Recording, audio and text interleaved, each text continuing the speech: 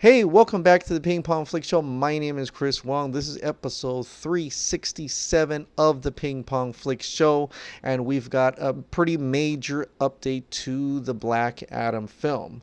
Because of the Fast and Furious spin-off Hobbs and Shaw, people were able to catch up with the producer Hiram Garcia, who is actually leading the company that Dwayne Johnson is at.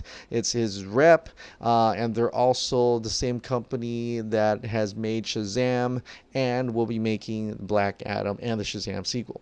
So this is a major update from comicbook.com, article by Brandon Davis. Dwayne Johnson's Black Adam movie is quietly taking shape behind the scenes. As the actor is set for a blockbuster release in Fast and Furious Presents Hobbs and Shaw over the first week in August, his team is very much gearing up for the DC Comics film, which is of personal interest to producer Hiram Garcia. Garcia, the mastermind behind Johnson's $7 production studio, is a longtime fan of the Black Adam character, and now he has offered up some major updates on the upcoming title. You're going to meet a character who's going through a journey, Garcia tells comicbook.com. He was created as a villain, and through the love of the fans and through some great writers and storytellers, he evolved into an anti-hero. The anti-hero is a character that we always loved and what we responded to, but we understand that there's been many aspects to Black Adam through him. But ultimately, this is a guy who he does have a moral compass, as skewed as it may be, and ultimately he's a guy that everything has always been driven by his family and what happens to them, and he is never opposed to unleashing hell when you cross him. So I think when you add in those elements of that DNA, those are things we're very aware of. These elements of the DC Comics characters sounds like they're going to make their way to the movie as Garcia has his way. And as a producer on the film, he should certainly have his way. Those are things that we love about him because he's complicated, Garcia explained. He's not just justice for all, and he's not just a villain. This is a guy who's complex. Who's had many things happen to him, and that all shows in his actions. So this is a guy who's going through a journey. He will find himself, but where it goes, you guys will have to find out. But believe me, we know, as a huge fan myself, this is a guy who is complicated and vicious. And as for timing for production and release goes, it doesn't sound like anything is locked into place just yet, though the project is certainly coming along, including directors Jaume Colette Serra of The Shallows and Unknown. We have a script. We have a great script, Garcia said. We have a great director now. We're going into polishes and tweaks, but we are thrilled with the story we've had with the world we're creating. The studio's thrilled. Our partners are thrilled. And look, at my core, I always like to say, I was a fanboy before anything. Before anything, I was a fanboy. And I was fortunate enough to become a producer and come into this business. Going back to his own childhood, sounds like the character Johnson promises will be a villain when introduced is in good hands. I always keep that DNA with me, Garcia said of Black Adam's comic book history. And all these comic books back in the day, I read them all, and for us, I'm very happy with how this story has been crafted. We've worked very closely with our writers on this, and I think the fans are really going to dig what we've got planned. There was no way of any details of supporting characters were going to pop out of Garcia's mouth. Interview featured in the video that is in this article, and I'll link this article in the description below, as he laughed off the question, though he does admit there are plans for the costume coming together. We're in that process, Garcia said. We've had an idea of the direction we want to go, but we're actually in the process now of assembling our crew and our team of filmmakers. So all that is in the works. Black Adam does not yet have a release date. Garcia confirms it will arrive after his and Johnson's efforts on Red Notice with Netflix. And also Garcia's Johnson's Fast and Furious Presents Hobbs and Shaw opens in theaters on August 2nd. So that is an article from comicbook.com. A lot of obvious things in here, actually, because Black Adam is a villain. Of course, we kind of know that. But for people who don't know that and don't know anything about Black Adam, then that may come to a surprise for you, since Dwayne Johnson is heading this whole film. He is deemed to be what we call the protagonist of the of the film, meaning he's the main character. The point of view is going through Black Adam. Now, for him to turn into an anti-hero and things like that, I'm kind of liking that. It sounds very much like Scorpion King in a way, but in reverse, right? So he's become a villain, then becomes a hero, rather than a hero, then becomes a villain. So I can kind of see how this may turn out. But I like the parts where he's talking about how he takes family, cares about his family. He'll do anything in his power for that. I really much want to see this interaction from whatever we get from this movie, how that plays into Shazam's the sequel, probably not the Shazam sequel, but the third Shazam movie, where they actually will bring Shazam and Black Adam together, and having him interact with the Shazam family, and how they want to include him as family, and he may just back off on that, and they'll be fighting and things like that. But there's going to be a lot of interesting drama beats that could come of that interaction between Black Adam and the Shazam family, depending on where they go with this Black Adam film. I mean, if this Black Adam film does really well, you may even see Black Adam 2 or something like that. If that's even feasible and possible, or if that's a direction they wanted to go altogether. But I'm liking that they are actively working on it. And like he said, he's a comic book fanboy. I know a lot of people say that I love the comics and stuff like that, but he may be right. I mean, he may be that type of person where he's like, I'm a fanboy first before a producer and a filmmaker, and using that knowledge and that love and passion for the material, he's going to try to make it to that as much as possible. So it would actually make a lot of DC fans happy. The DC fans, I mean, by the people who read the comic books and know the comic books, and will see a lot of the homages, or even a straight off story pulled from the comics perhaps into this film, and that would be something interesting. He also kind of laughed off the whole idea of supporting DC characters. It's not really in this article. There was another article where he says if he could reveal that there are any other DC characters that will pop up, and he says absolutely not. So that's a big surprise we're gonna see. Are we gonna have like Hawkman and other different DC characters in this one as well? I'd be really interested to find out what happens with that. But it looks like it's coming along. They're going through the costume. They're going through the process.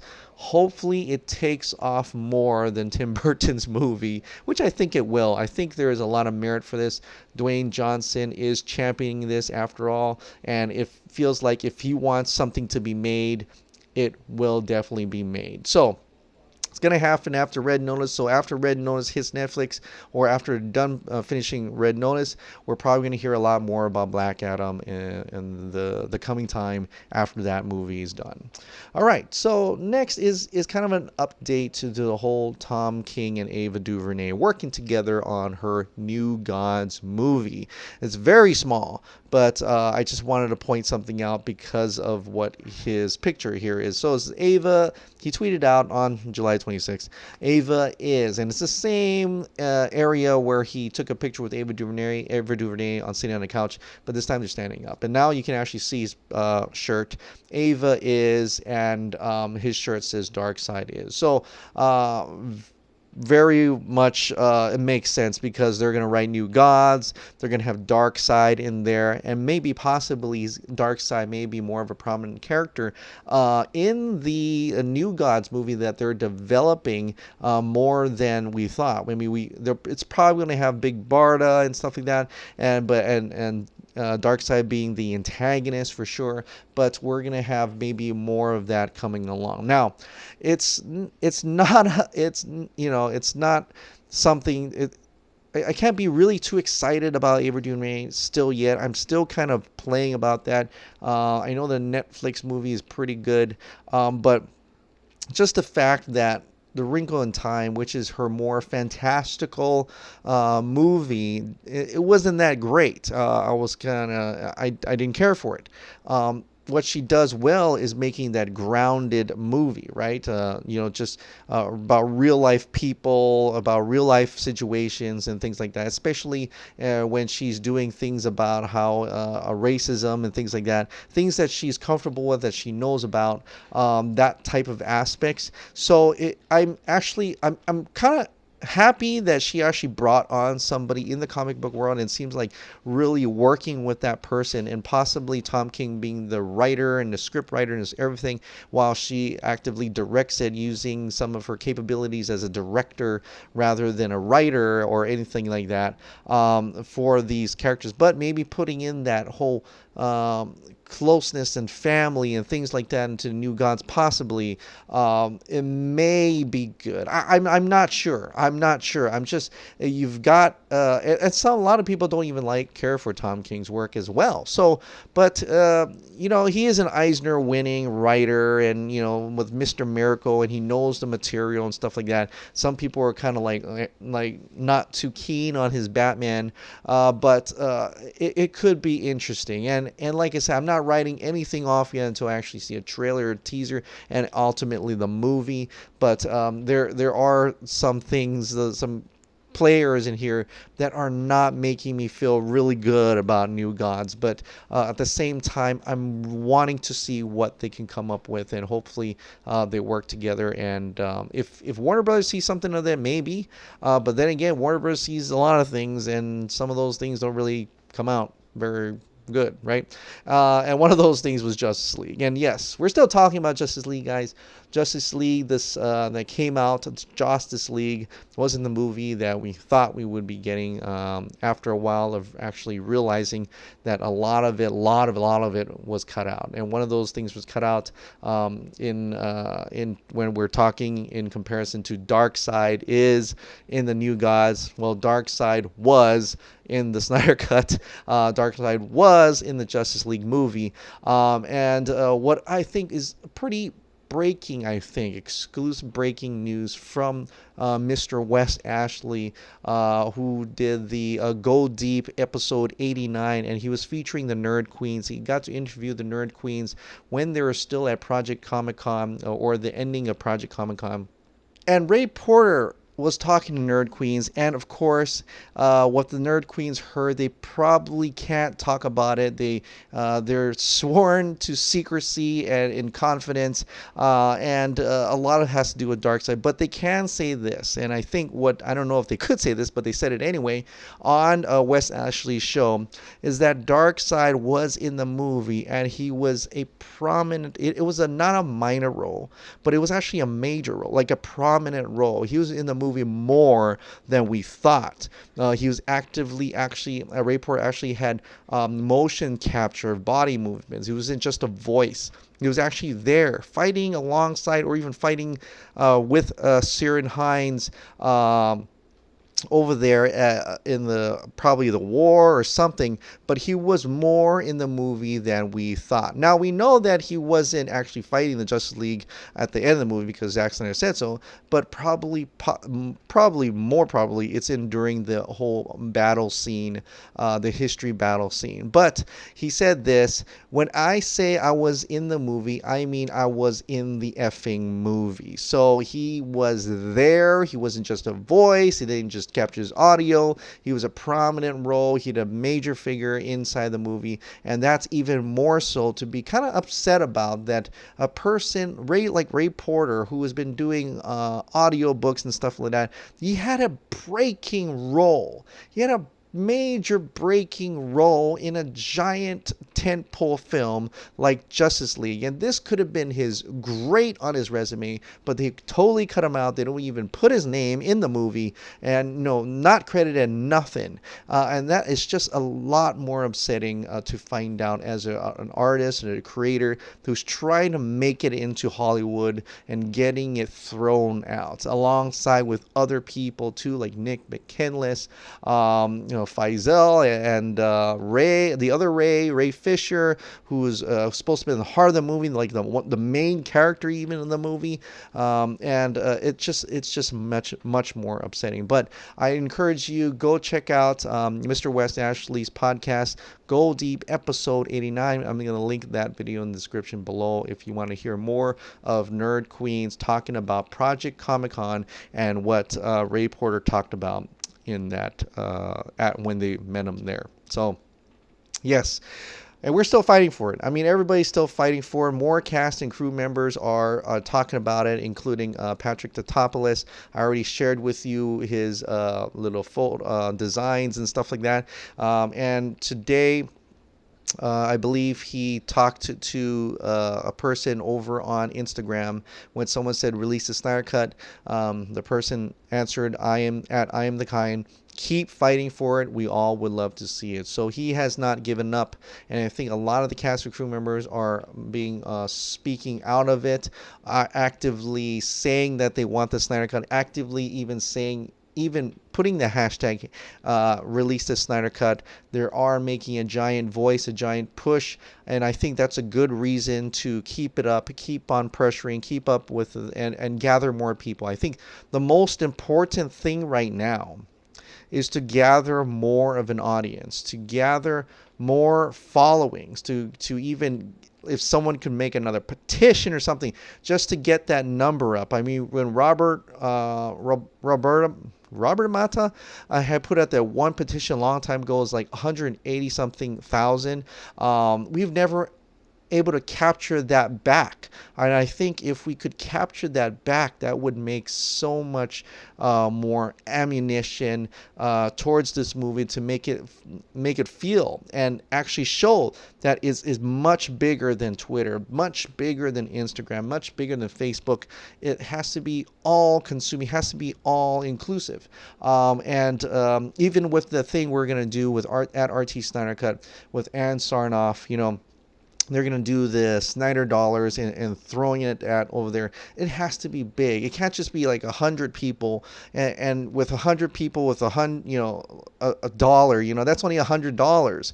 It has to be like thousands and thousands of us with a lot of cash in order to show this is how much money they have. That physical realization to Warner Brothers is that there is money to be had with this film, and I think it's very important we gather more people. So hopefully with Project Comic-Con, I mean, it did really well with the mass media and the general, most of the general audience who reads those newspapers, who reads headlines and stuff. It makes more awareness.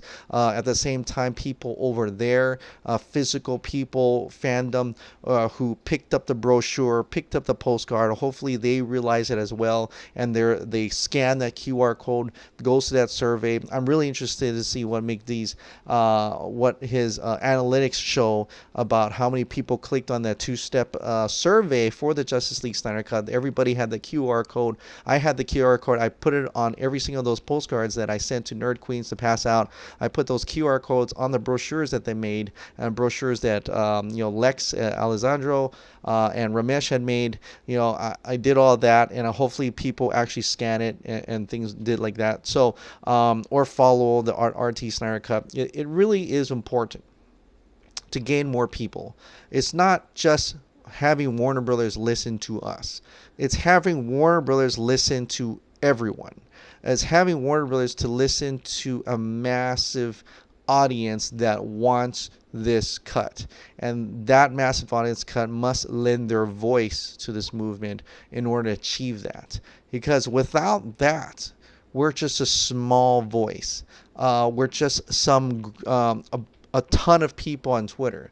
And I think that's why we're doing things like doing the banner, the things, physical stuff, like having the letters and stuff like that. But it has to show that same, if not even more, of a following than what we have on social media. So, and I think hopefully by that, with them just keep hammering and hammering and getting into the media, having people interview us, having different blogs and websites and newspapers and stuff like that to get it out in the open, to gain more of a following, and hopefully, you know, we gain that momentum and we keep that momentum up, the search SEOs up for the Snyder Cut, and have Warner Brothers realize that this is something that should be made. At least Walter Hamada to realize that, hey, let's do something about this.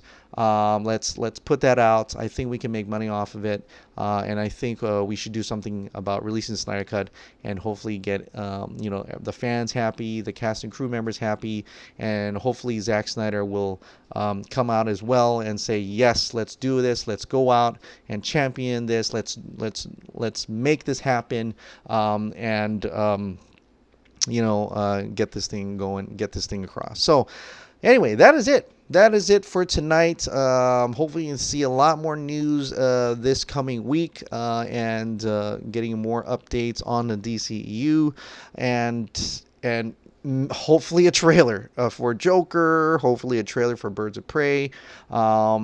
It seems so quiet over at Warner Brothers. It makes you wonder what's going on over there. All right, guys. Well, thank you so much for subscribing. Thank you so much for watching. I'll see you next time.